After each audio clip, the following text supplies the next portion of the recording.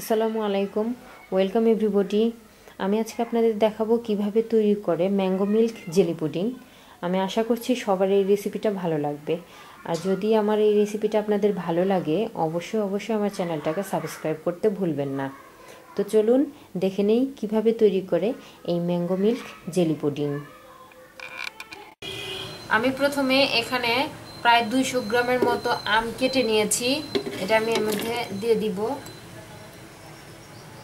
এরপর আমি এর মধ্যে এখানে 1 কাপ পানি নিয়েছি, কিন্তু আগে আমি এটা ইউজ করব না, আমি হাফ কাপের একটু বেশি এখানে দিয়ে দিব। এবার আমি এর মধ্যে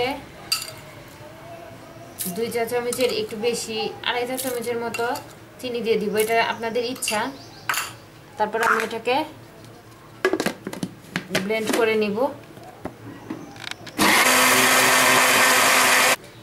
আমি প্রথমে একটু ব্লেন্ড করে নিয়েছি, এবার আমি বাকি পানিটুকু এর মধ্যে দিয়ে আবার ব্লেন্ড করব। আমি হাঁড়িতে এক কাপের মতো পানি নিয়েছি, এর মধ্যে আমি 2 চা চামচ পরিমাণ আগার আগার পাউডার দিয়ে দিব। এটা কিন্তু পানি ঠান্ডা অবস্থায় দিয়ে দিব, পানি কিন্তু গরম করা যাবে না, চুলা বন্ধ রেখে আমি এটা দিয়ে দিব। এরপর দেওয়ার পরে আমি এটার চুলাটা জ্বালিয়ে দেব। আমি আগারটা এর মধ্যে গুলে নিয়েছি, এটা কিন্তু অনবরত নাড়তে হবে, না হলে কিন্তু লেগে যাবে। এরপর আমি এর মধ্যে আমের জুসটা ঢেলে দিব। এটাকেও কিন্তু আমরা অনবরত নাড়তে থাকবো, না হলে কিন্তু নিচে লেগে যাবে। দেখুন আমার এটা হয়ে গেছে।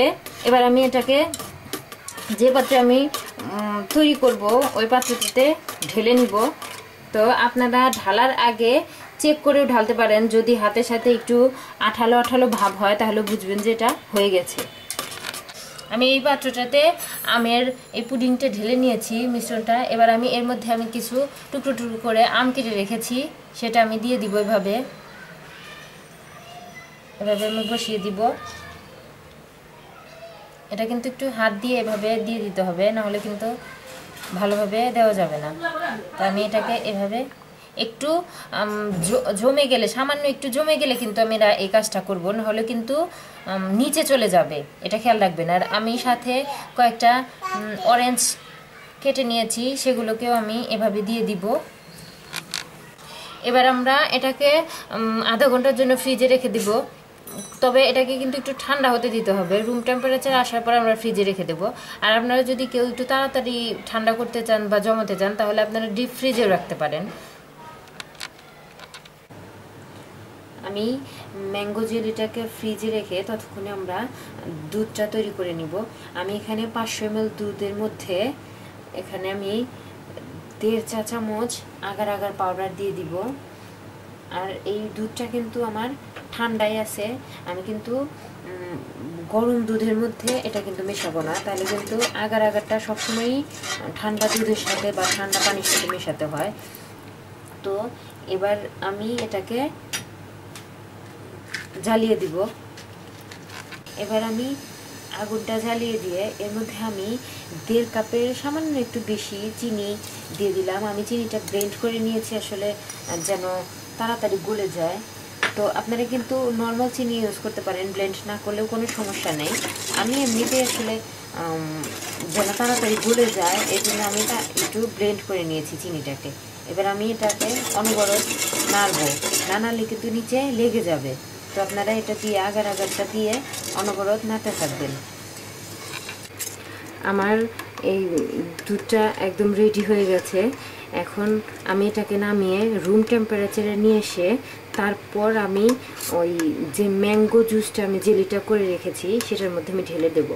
আর আপনাদের আমি আগে বলে রাখছি, এটা আপনারা যখন নামাবেন তার আগে একটু যে কোনো একটু পাত্রে সামান্য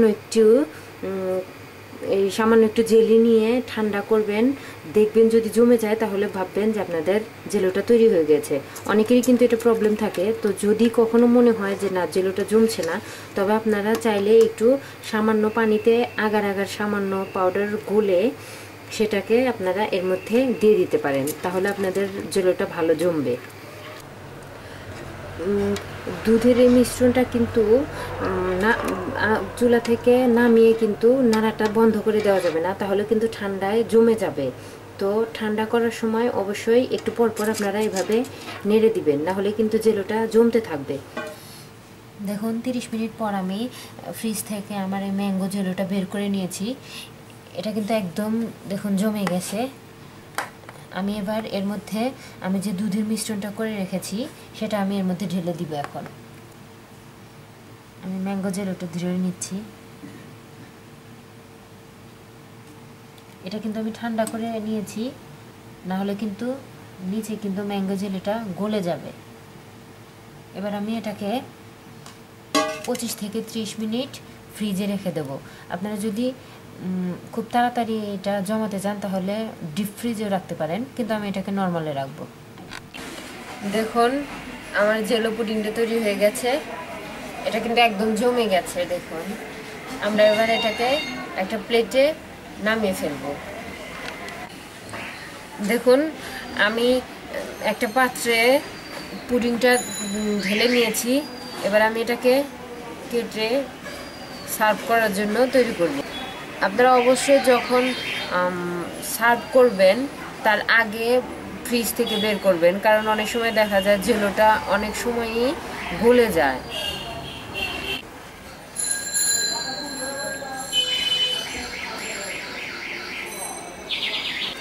দেখুন পরিবেশনের জন্য তৈরি হয়ে গেছে আমাদের ম্যাঙ্গো মিল্ক জেলি পুডিং। এটা কিন্তু দেখতেই শুধু সুন্দর না, খেতেও ইনশাল্লাহ অনেক মজা। তো আপনারাও বাড়িতে ট্রাই করে দেখবেন, ইনশাল্লাহ আপনাদেরও ভালো লাগবে। আজকের মতো এই পর্যন্তই। পরবর্তীতে আমি আরও অনেক ভালো ভালো রেসিপি আপনাদের সাথে শেয়ার করব।